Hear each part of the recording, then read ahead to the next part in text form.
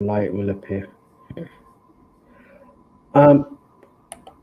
Hi everyone, welcome to the weekly politics show. Very belated return. I'm Councillor Puru with co-host Councillor Andrew Wood. So in this show, it's kind of jam-packed. We've got the Weavers by-election. We've got Save Brick Lane rally, which is happening this Sunday. We've got the State of the Borough debate, which is next Wednesday, and then an update on knife crime campaign, as well as the boundary changes to the parliamentary constituencies. So we're going to go into a short break. After the break, we're going to go straight into basically the Weavers by-election.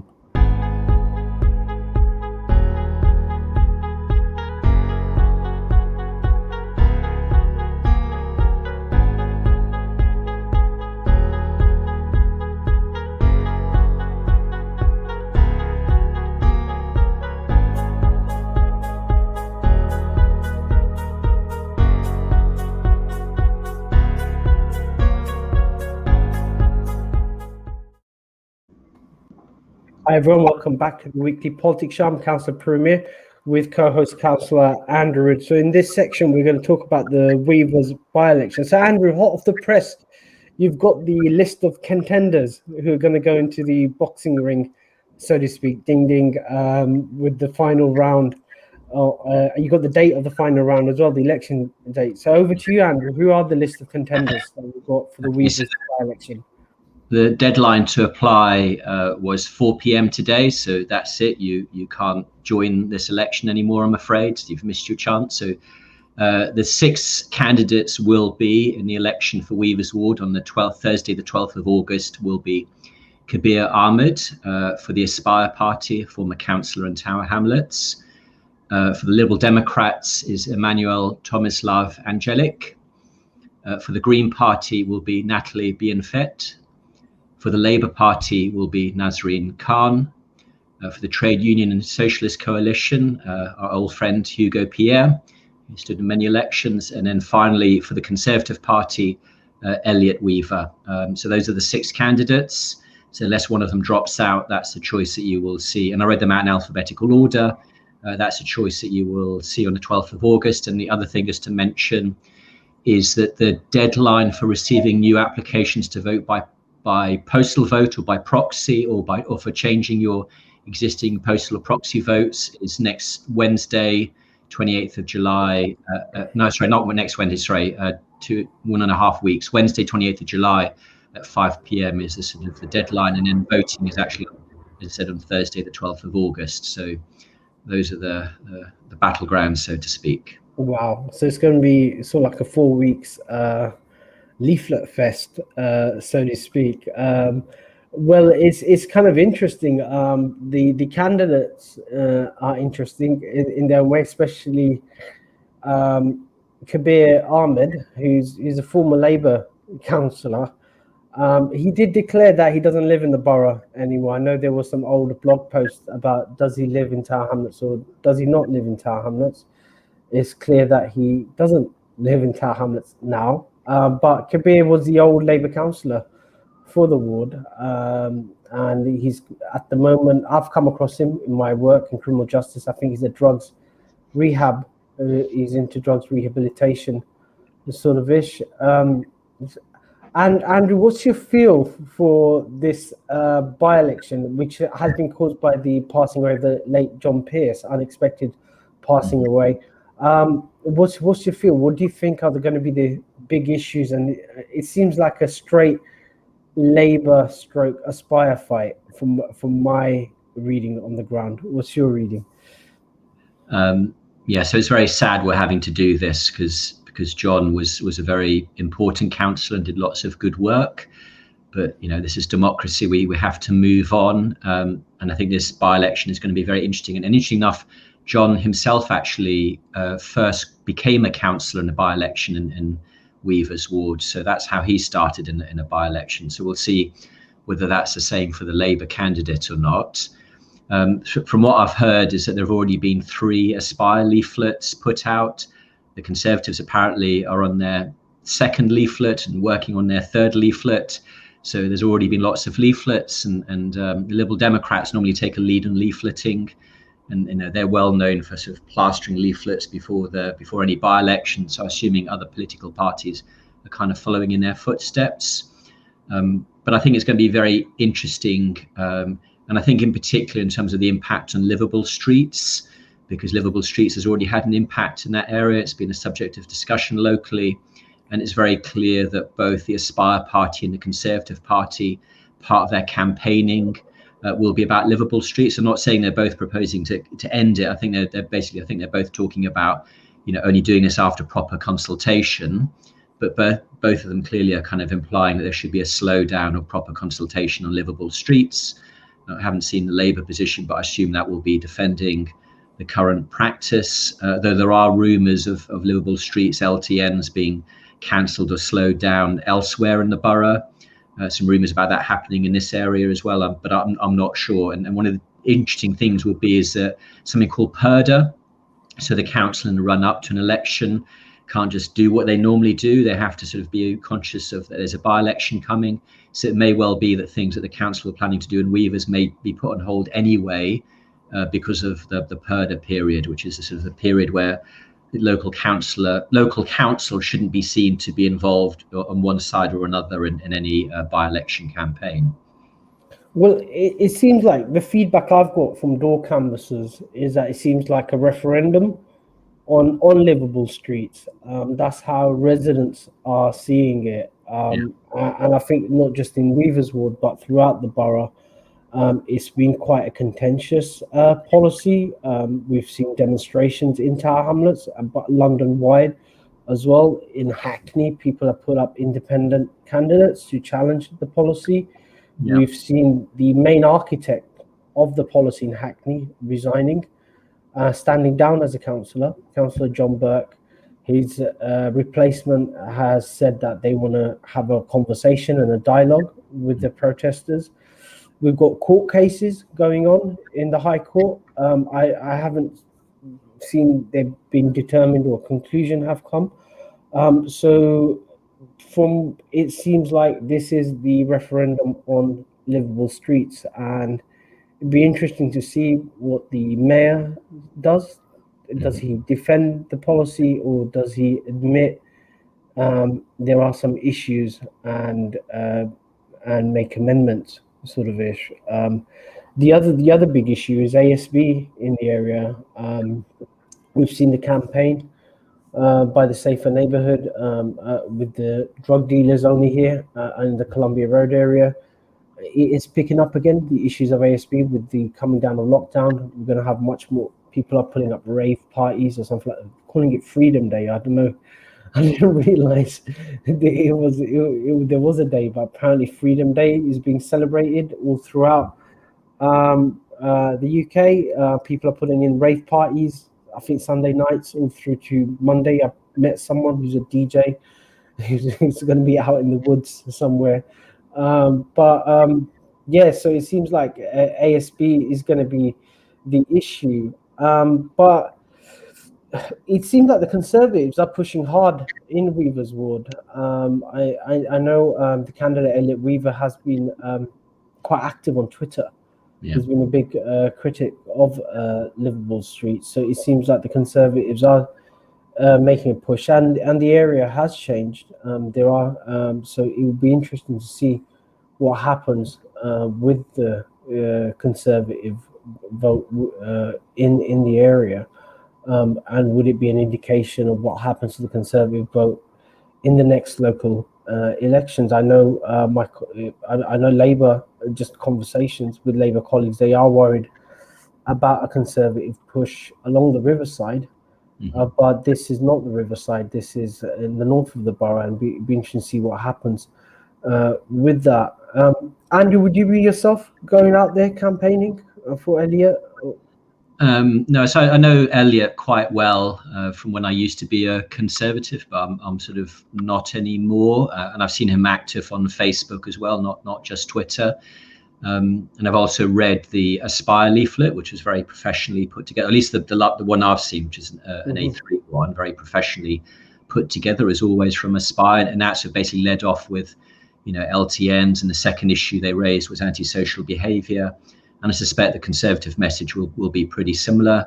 I might try and head up there one Saturday just out of curiosity to kind of see what's going on, but I'm not going to be actively campaigning because I've got lots of other things kind of going on. But I think one of the good things about this by-election, if I can put it that way, is there's been lots of claims in the past about election results being pro or for LTNs, especially during the London mayoral election. So people are saying, well, this result meant that people were anti-LTN or people pro-LTN, and I thought you can't really do that, because in the London election there are just so many issues.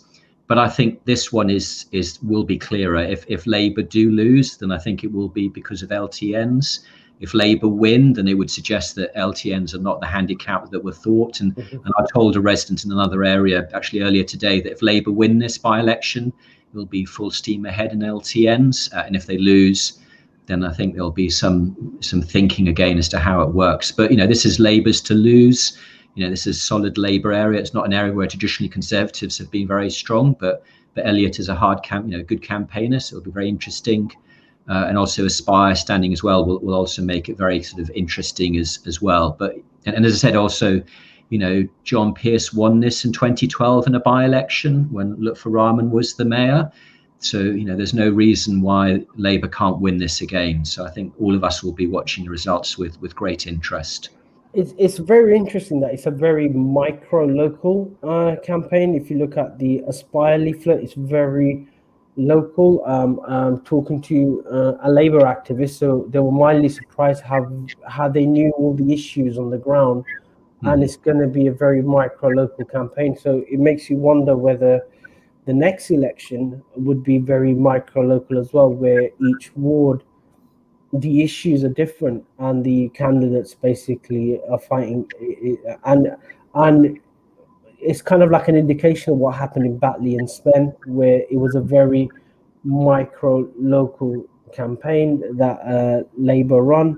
Also the opposition basically run, and again with Hartlepool as well, it was a very micro local campaign with the mayor doing the airport Freeport, and that was very popular. So it seems like, is this an indication of which way our politics are going to go, where the national branding is just there, but the main focus is on micro local issues, where the electorate basically act like consumers, sort of ish, rather than loyal brand customers.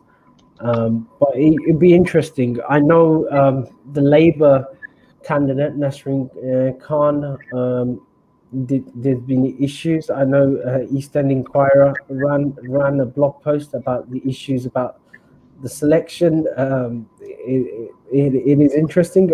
So I just want to declare to the readers, I didn't have anything to do with that selection. So I'm just a councillor and a secretary of Whitechapel. So but it's interesting what Mark Baines picked up. Obviously, someone in Weaver's ward was unhappy, a Labour activist, and they basically told him so. And it was interesting, Mayor John Biggs's reply as well. So it'd be interesting to see what impact that story has on the campaign as well, in terms of Labour activists. Etc. Because from experience, most Labour activists would want a councillor from their own ward, sort of, if someone who's basically knows the issues, knows the members, and is receptive, sort of ish. So to put it mildly, a lot of members were surprised with Nasreen, but good luck to Nasreen. But it will be a very tough campaign, so to speak, a short, sharp, tough campaign. And I know Labour are putting a lot of resources into this campaign to win. For example, we're having a launch tomorrow, so the Labour family of councillors will be smiling together with Mayor John Biggs acting as the father figure in the family portrait. And we'll be sort of like putting all our shoulders to the wheel by being an interesting fight. So on that note, we're going to go into a break of family portraits, and we're going to go after the break. We're going to discuss the Save Brick Lane campaign. So there's a big, massive rally, and it's the same old issues of social cleansing, gentrification. We've discussed the Runnymede Trust report here on the show. So we're going to go into a short break with a promo video, and then we're going to go straight into Brick Lane. So we're going to go straight.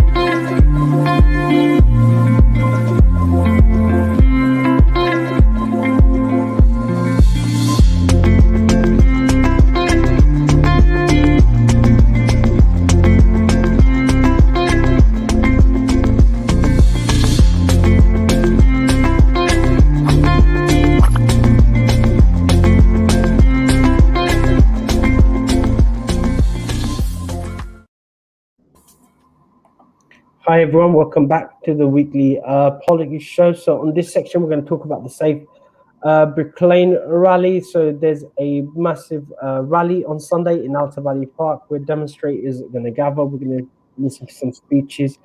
Then people are going to march down Brick Lane up to the Truman Brewery, where the proposed shopping centre is going to be a shopping mall. And then people are going to just go to Allen Gardens and have a bit of fun. Apparently there's going to be music, spoken word poetry, and a few speeches, and biryani, vegetable biryani as well. So come down. But Andrew, what's your take? Because it seems like the campaign is getting a lot of momentum. I know that Rushnara Ali, the local MP for Bethnal Green and Bow, has come on board. She's spoken to the campaigners. She's physically come, seen the exhibition, and has given an undertaking to take up the issue with Mayor John Biggs and Will Tuckley to advocate for a master plan, not just for the Truman Brewery site, but for Brick Lane as a whole. Andrew, what's your take on the idea of a master plan? So I'm just sort of looking online. The Tower Hamlets Council planning team have been doing lots of master plans recently for different parts of Tower Hamlets, and also something called a supplementary planning document. So, for example, one on tall buildings, one on sort of waste and recycling. So one of the things that they've done recently is called a central area good growth supplementary planning document. And the central area is basically the kind of, the central part of Tower Hamlets of kind of Wapping, Stepney, Shadwell, Mile End, Globetown, Bow sort of area, kind of the slice, I guess, through the middle. And I think they're quite proud of the work, because actually they did a presentation at a planning conference that I was attending, and they included something called design code. But I think they've finished that work. The South Poplar Master Plan, they've just finished. Well, I think they've pretty much finished it now as well. So there will be a team of planning people with some experience, and it's kind of logical that the next place for them to go to would be the west of the borough. I know they're doing some work on Whitechapel as well. So I guess that it's that team that will be doing the sort of the Brick Lane. So if you're really particularly interested in this, if you just kind of go to the council website or just do a search for Central Area Good Growth SPD, you'll find the document that they did for that area. And I'd imagine they might be doing something similar for a master plan, or South Poplar Master Plan doing something very similar for Brick Lane as well. I know sort of like it's gathered a lot of pace. Most of the traders are on board, and they're sort of like are warm to the idea of a master plan. And it'd be an interesting master plan because it's got a buy-in from everybody. It's not a section of the community, it's the community. So it's kind of interesting how the campaign has come about. I know Mayor John Biggs has visited the campaigners, and he sort of like complimented them on the mix that's there. So you've got at one end of the spectrum, you've got the Spitalfields Trust, and then on the other end you got young activists from an organization called Nijo Manush. So it's sort of like a wide spectrum, including support from the local councillor. What I find interesting, Andrew, is kind of like brought in these civic values, so like a civic identity, and that's what Mayor John Biggs picked up when he spoke to the campaigners, and also the campaigners picked up as well, that it's just focusing on issue of planning or the built environment. They got a coalition together, and then the values that feed into that, say, proposed master plan, it's kind of like a civic value of inclusion and making sure that everybody feels part, no one is excluded from the public space. And I just want to, did you, so like, it kind of like reminds me of what you did on the Isle of Dogs kind of ish with your planning forum, the Isle of Dogs planning forum, and you've done a local plan, you won the referendum. Is that a similar thing? So like you kind of like accidentally created a civic identity on the island with civic values through this process? I think it was always there, but I think it kind of helped a little bit, because one of the problems with the Isle of Dogs is that we used to have some really good community organisations back in the 1980s, and they kind of died out, especially when the new people started arriving. So it's one of the few things that was kind of Isle of Dogs wide, because we had a great sailing centre, we had a great rugby club, we had a great rowing centre, and lots of other organisations that do good work, but nothing that was kind of Isle of Dogs wide. So hopefully that has kind of encouraged, but even before the neighbourhood plan, going back to the 1970s, well, even earlier than the 1970s, but in 1970 there was a unilateral declaration of independence by the Isle of Dogs, by Ted Johns. So some of this stuff, some of these feelings do go back a long way. I mean, but the one advantage of doing a neighbourhood plan is that the policies that you then come up with carry the same weight and law as a council's own local plan. There may be a battle to convince them of that, but that's the legal position. Whereas a supplementary planning document doesn't carry the same weight, but what it does do is it can make planning recommendations, which will be part of any planning policy. So if there's a new planning application, one of the things they'll have to do is to reference whatever this document, this master plan is, but the master plan doesn't carry as much weight as the local plan or a neighbourhood plan would do, but it's still worth doing because it does have some legal weight, which is why it has to go through a consultation process, and then has to be adopted by the cabinet at the end of the process. So it's definitely a process with some weight, and typically what the council have done elsewhere is they've engaged external consultants to help them with the work. So I think Soundings did the work on South Poplar, but I guess my one piece of advice is I've kind of got a feeling from some of the other supplementary planning documents is that kind of council officers knew what they wanted before they started, and some of the consultation, especially for the South Poplar master plan, was very poor the first round, because they didn't really know what they wanted to do. They didn't come talk to the local councillors either.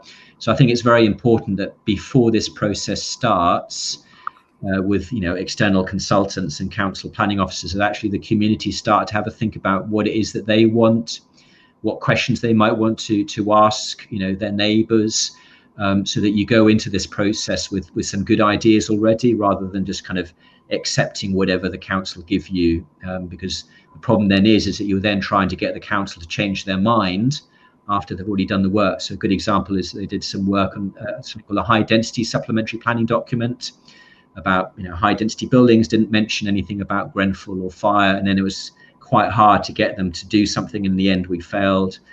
So I think it's very important is to start before they start, with a view as to what you think it should be covering and the issues and the kind of questions it should be addressing, so that they don't then to create this in a vacuum. One thing that helps with the Brick Lane campaign is we've got a group of, I think, an anarchist collective of architects kind of ish called Assemble, which is interesting. And they've got a house now, the House of Annetta, 25 Princess Street, which they've opened up to the community, etc. So they're on board. They're the guys who the funding was denied by Tower Hamlets Council, but the GLA were interested in what they were proposing. So it seemed like all the ingredients are there to create a master plan. sort of ish. And let's see how it goes. It might be a civic manifesto, for example, for the 21st century that could be replicated in other areas. I know I'm closely looking at it. I've got similar issues on Burdett Road as a Mile End councillor, and see if we can, and with similar issues that they have in Brick Lane, etc. But some issues are specific to Burdett Road, and it could be that we replicate it for other areas and get a regeneration with the aim of social goals rather than profit margin solely, and take it from there. In terms, from your experience, Andrew, in terms of a timeline, in terms of master plan, how long do these things take, sort of ish, and what does it involve? So I'd normally say 6 to 8 months is normally how long they take. So the Poplar Master Plan kind of started at the beginning of this year. They pretty much finished it, but it hasn't gone to Cabinet yet for sign-off. Some will take longer, depends on how big an area it covers. And that's probably another piece of advice is, in my experience, that sometimes the boundaries of the area are not exactly what I would have wanted. So one of the things to have a think about is, what area do you want this master plan to cover? How big or how small it should be, because the tendency might be to make it small. But then having said that, the good growth, so the central area growth SPD actually covered a really big area, and that did take longer and more resources. So I think that's the other thing to try and influence, is the area that it actually covers. So. And these things are quite important. I was just covering the discussion we had with Murad Qureshi. When he came on our show, he talked about the legacy of Ken Livingstone, and he basically honed in on the London plan, and his London plan still influences a lot of the developments that are in London. So if you get it right, it leaves a lasting legacy. I know the planning meeting got deferred, so it was going to come to planning this month. It got deferred. We hear on the grapevine that it's going to be heard in September. What's your prediction? You've been here, you've seen a lot of these campaigns. What's your prediction, sort of ish? I know I've been sort of like, where campaigners think they've seen the light at the end of the tunnel and they get disappointed. What's your prediction on this one, Andrew? Just observing and from your experience. So generally, I'd say the Strategic Development Committee are generally pro-development, but then this is an unusual planning application. It's not just for homes. If it was for homes, then my gut would say it's probably going to get planning permission. So this one is harder to tell because it's not for housing. The results of the Weavers ward by-election may have an impact as well, in terms of sensitivity over planning issues. So I find this one quite hard to call, to be honest, because of that. But important point to make is that whoever were the original members of the committee, they're the only people who can make the decision a second time. You can't start with because there have been changes in the membership of the committee. And if you're continuing your previous discussions, you can't include new members of the committee. So it can only be the original members who come back in September to make the decisions. That'll be another factor. Got you. So that'll be quite interesting as well. So we're coming to the end of this session, and we're going to go straight into a break. After the break, we're going to discuss the state of the borough debate. So every year, Tower Hamlets Council, after our AGM, the next big debate is the next council state of the borough, where the mayor sets out his vision for the borough. It's a bit like State of the Union, a bit like America kind of issue, a mixture of America and the Queen's speech. And then the opposition give their take on the state of the borough. And I know Andrew's got some ideas on that because he drafted a motion. So we're going to go straight into a break. After the break, we're going to basically state of the borough debate next Wednesday. We're going to discuss that.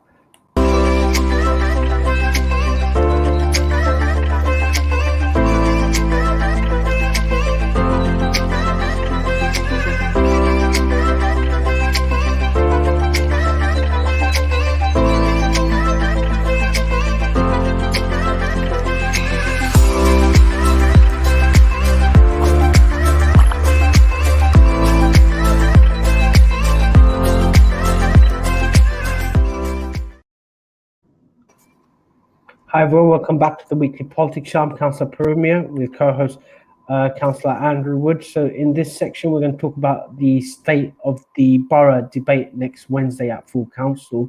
So the state of the borough debate for listeners is that every year, straight after we have our council annual general meeting where the committees are set, and then we have the next normal meeting is where we have the state of the borough debate where the mayor and the leader of the council sets out his vision for the borough, what he plans to do, sort of ish, what the issues are. And then you have the opposition, the Tory group, which Andrew's a part of, as an independent,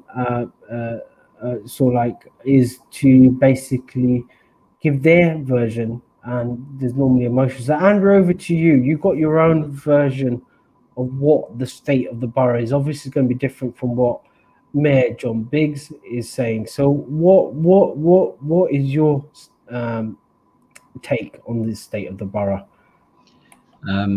So what I expect to happen on Wednesday night will be lots of speeches about how wonderful everything is, how good the local authority is, things are fantastic, everything going swimmingly, and all the rest. And I have to be careful to say, part of that will be true. I'm not saying everything is completely negative, or the Tower Hamlets Council useless everything. That's definitely not the case.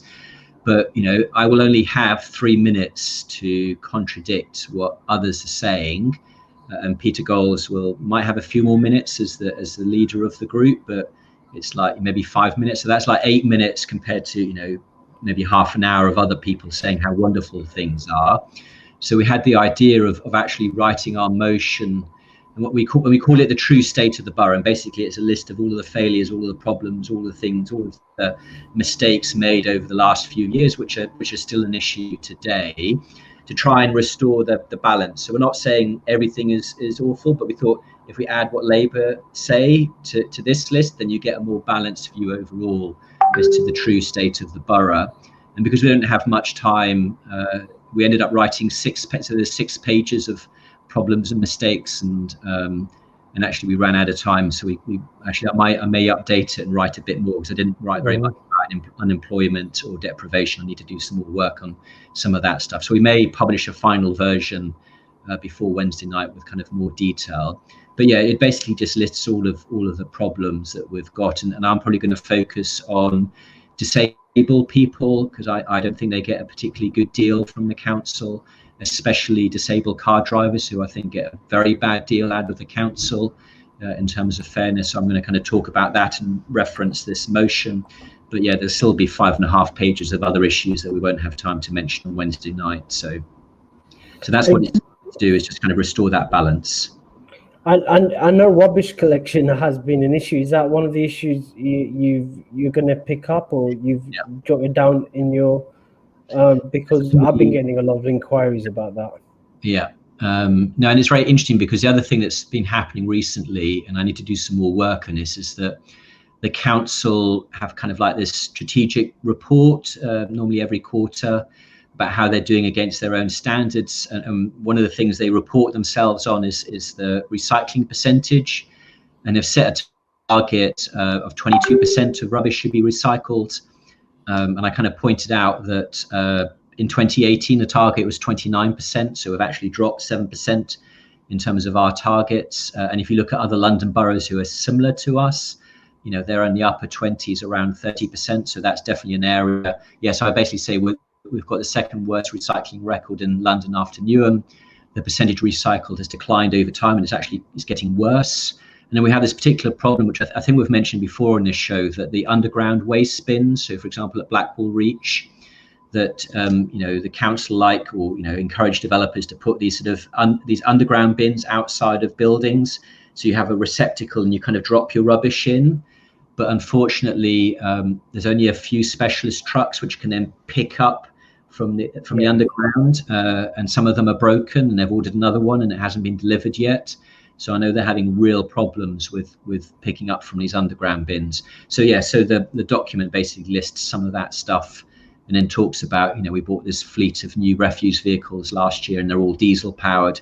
even though we declared a climate emergency back in 2019. So it's just a list of, all of the issues where there have been problems or where things haven't worked or where things need to be fixed as a sort of corrective. Because the problem with council meetings is they tend to be a bit sort of theatre, and one side will say everything positive and the other side will say everything negative. And hopefully, if you listen to both sides, that hopefully you'll get more of a balanced picture. But no, I mean there are definitely some areas where I think we're getting worse, and recycling is probably the easiest one to track because it's something is tracked as a percentage. And we're coming to the end of COVID sort of ish, or we're probably going to get another lockdown, but we saw like we're over the hill, say, in terms of the COVID pandemic sort of ish. There's concerns about what happens afterwards. Furloughs going to come to an end. Yeah. On the 1st of October. What happens after? I've been talking to businessmen everywhere. They're saying their turnover's down. A lot of them, they're like on average 10 to 20%. They're down on their turnover, which has a massive impact if you, as a small independent business. They just can't understand why things haven't picked up, where the spending has gone, sort of ish. So is there anything in terms of what you're saying? Is there any discussion in terms of the Conservative group as to what happens post-COVID? Have you had, and is that going to be incorporated in that debate? It'd be interesting to see what people say about what happens post-COVID, because that's going to feed into the election. Yeah. No, so I mean, our state of the borough is kind of more historic looking, so it's kind of more past issues, and as I said, we ran out of time. But one of the things I looked at, and because we had to submit this a couple of weeks ago, and it's only after that I actually had the time to look at our vaccination rates. So I've looked at the rates that we do have a problem that when it comes to two doses of vaccinations, that Tower Hamlets is the worst in London. We've got the lowest percentage of people who've had the 2 vaccinations. Yeah. If you look at the first dose, actually we're average for London, depending on which age group you look at. So we're okay in terms of people getting their first injection, but we definitely have an issue with people getting their second injection, and I'm still trying to figure that one out. There's some people are making some suggestions as to the reason why. Could be we have a lot of international people who might have had one of their injections overseas. I know that's possible because that's what happened with my mother. Also lots of young, so one of the other issues is that the Pfizer vaccination, you can have it between your second dose between 3 and 12 weeks after your first dose. And Tower Hamlets were definitely sticking to 8 weeks, which is recommended.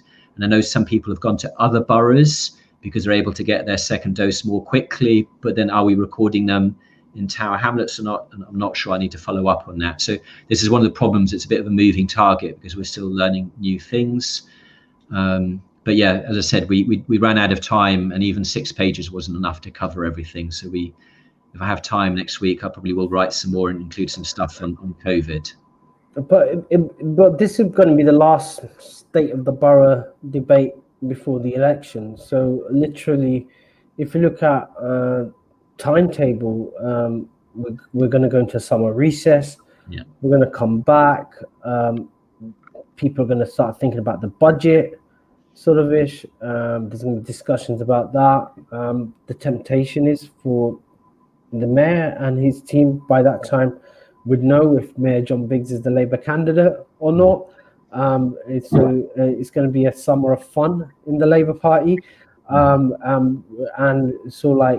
then by November we'd know who the Labour councillors are, and then it's straight into a budget, and then we're straight into an election, sort of ish, and taking the personalities aside, there's massive issues facing our borough. There's so much uncertainty.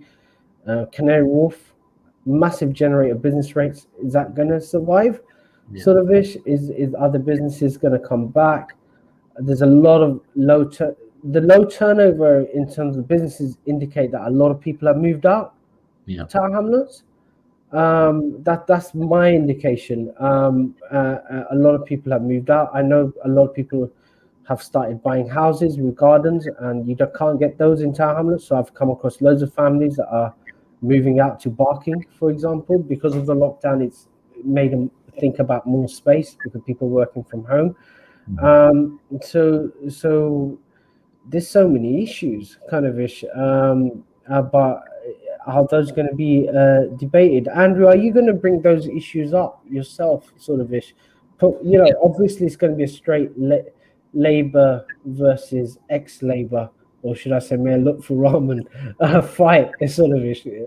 But taking that aside, the personalities, are we going to get the real issues debated in this time between the state of the borough debate and the election, or in the election campaign?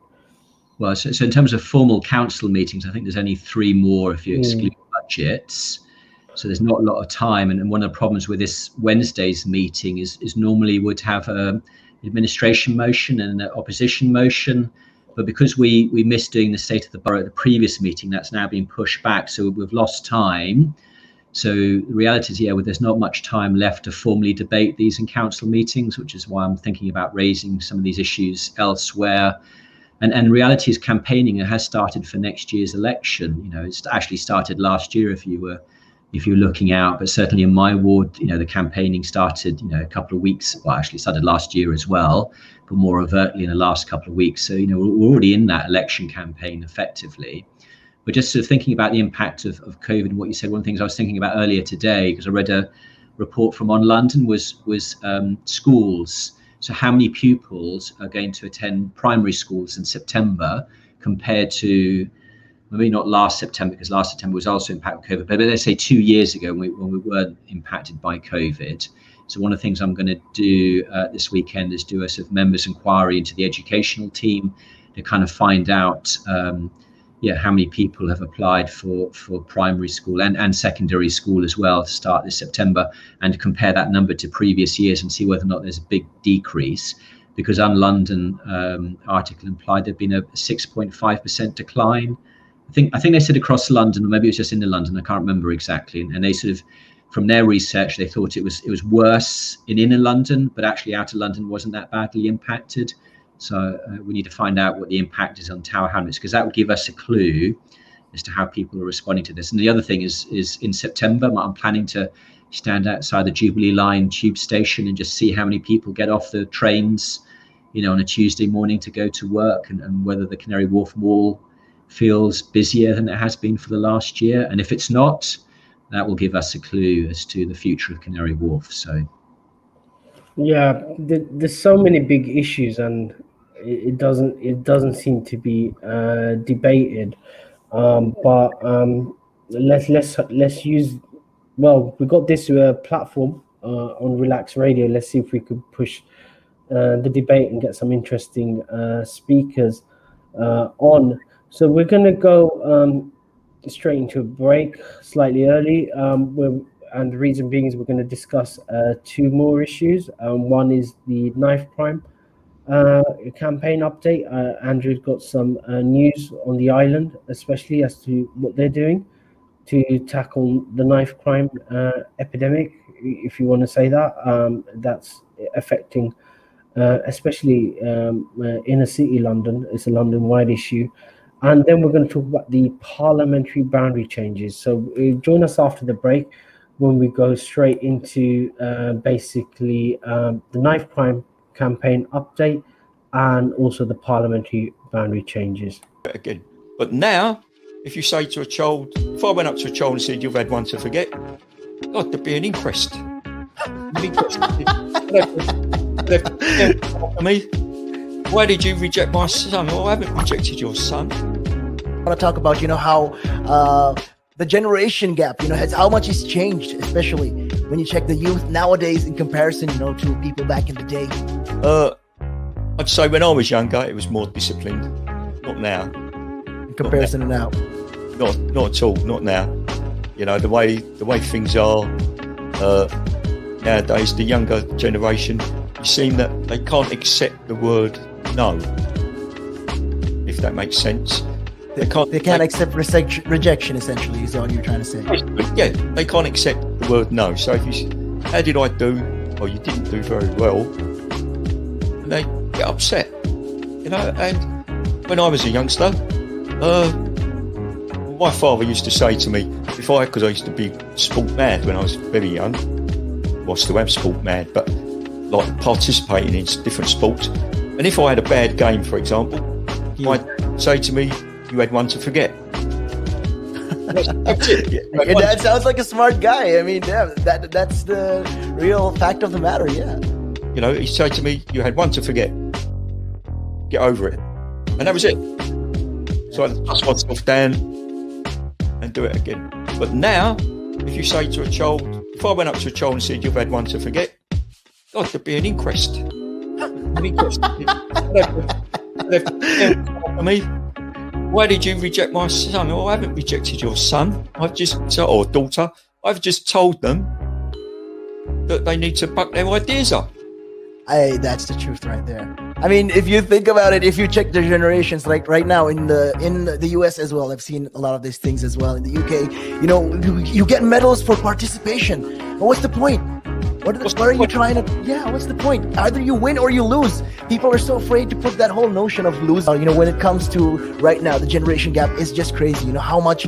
A lot has changed. Social media has taken control of our lives, and we don't even realize it anymore. We're crippled because of it. That's absolutely right, Nick. Because, as you said, you know, nowadays it seems that you get rewarded for failure. You know, for the life of me, Nick, I can't get my head around that. Perhaps I'm just getting old and morbid. I don't know. I just can't get my head around how you could be rewarded for failure.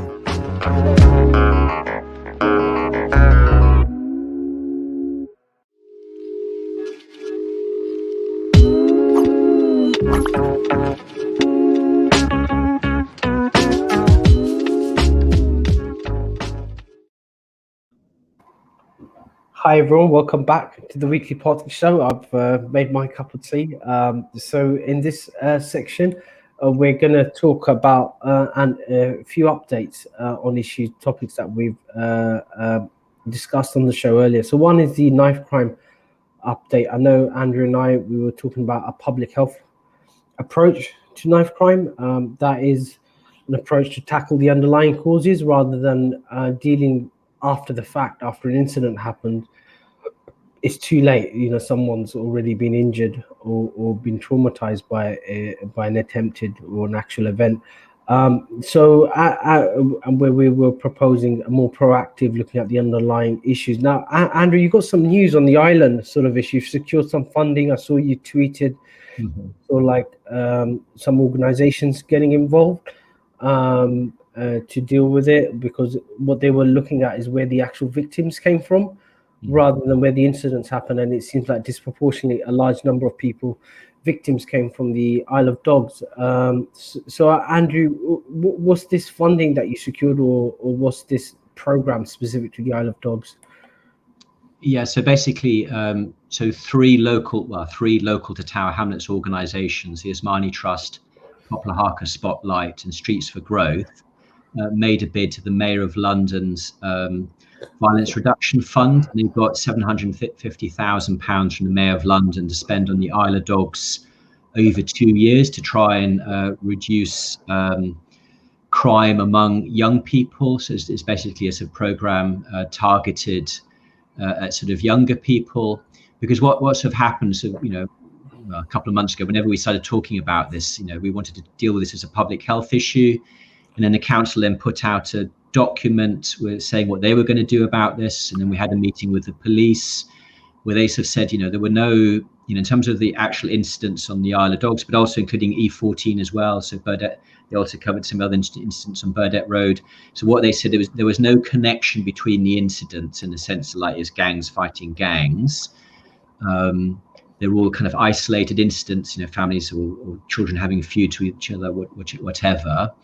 And because all of this news was kind of coming out, we were kind of waiting to see what the organisations were sort of saying before we came back to our original programme, because originally we talked about a petition and a motion, and the reason why we haven't done that is because it's been a bit of a moving target. And then the most recent update was about something called the Miah programme. So it's developed to put communities at the forefront of tackling violence by giving them the support they need to deliver locally designed interventions. And as I said, it's £750,000 over 2 years, focused on the Isle of Dogs. And one of the interesting things that they showed, and I put this on Facebook, is they showed like where incidents happened by age. And for example, a lot of the incidents for between 16 and 18-year-olds, not that many on the Isle of Dogs, you know, some in Poplar, some up in Whitechapel, some up in Bow. For 19 to 24, there were a lot in the kind of Whitechapel area. But when they looked at where the victims actually lived, there was much higher percentage of victims who lived in the Isle of Dogs. So the implication being is that people living on the Isle of Dogs were going elsewhere, maybe because they were going to school elsewhere, going to secondary schools elsewhere. That's probably what the connection is, because we've only got one secondary school in the Isle of Dogs. So when you looked at where people actually lived, then it was clearer that the Isle of Dogs had more of an issue. Also Lansbury as well. So it's those two areas in particular that had a particularly high number of victims involved, or assailants, not just victims, but people involved in these incidents, which is why I think they got the money from the Mayor of London. And then there's kind of like a maps of showing where there was sort of increases in crime. Again, it's pretty much across Tower Hamlets, but also the Isle of Dogs. And yeah, and this basically pulled together this bid. So as I said, it was Miah Trust, Spotlight, Streets for Growth, Tower Hamlets Community Voluntary Services, East London Business Alliance, and then the Council Community Safety Team, and then the Met Police Safer Neighbourhoods. So that's the reason why we sort of didn't do any petitions, because yeah, we've had all of these updates, and we're still waiting to see what happens with this Isle of Dogs initiative, because they're still in the mobilisation phase, so we're not entirely sure when they start yet. But hopefully, yeah, that's good news. It'll be very interesting to see how successful they are in their programme, because it is a lot of money to spend in just 2 years. Have you had any presentations done to you as the local councillor by these stakeholders? Yeah, so we had a meeting a couple of weeks ago, I think. Yeah, and then I put something up on Facebook. Yeah, 6th of July. Mm-hmm. We had the presentation where they kind of talked about what they were doing, but they were sort of in the middle of recruiting people. So there was a job advert, which I also advertised for a coordinator. We're trying to find them space. There's a little bit of a struggle for space locally because of a issue with developer wanting to take back some buildings, but I think we can get that resolved. So yeah, hopefully they'll start in the next couple of months, probably after the summer. But then this is meant to be a long-term initiative. It's not meant to be a sort of short, sharp intervention. It's meant to solve these problems over the long term. And I think they talk about particularly focusing on about 60 children. I guess on the assumption that it's a relatively small number of children who are really impacted by this stuff, but I guess that'll be part of the program is to see whether that is true or not. Well, it's kind of interesting that Harker are one of the partners in this. They are moving into the island. The Harker Empire is expanding. I know that they've got new houses that they've built, sort of ish, for large families, etc. So Harker is coming to the island. So it'd be interesting to see what impact they do make. They are quite proactive on these issues as a housing provider. So it'd be interesting to see how they deal in terms of the context of the island, etc. And whether they bring the experiences of working in Lansbury, for example, on these issues. And feed into that. Then the next topic is the parliamentary boundary changes, which is kind of interesting, kind of ish. I know there's been a bit of movement. People are making submissions. I myself am probably going to make a submission as a Mile End councillor as well, because Mile End is bit big. Physically, and our population is projected to go up to 25,000. So I could see sort of like at the next round of boundary changes, the ward being split sort of ish into, say, a 3-member ward, one part, and another part, 2-member ward, probably incorporating Limehouse, for example, and making that a 2-member ward. So in light of that, I'll probably be making submission that the Limehouse part stay in Poplar Limehouse and the other part be incorporated into the Stepney Green constituency.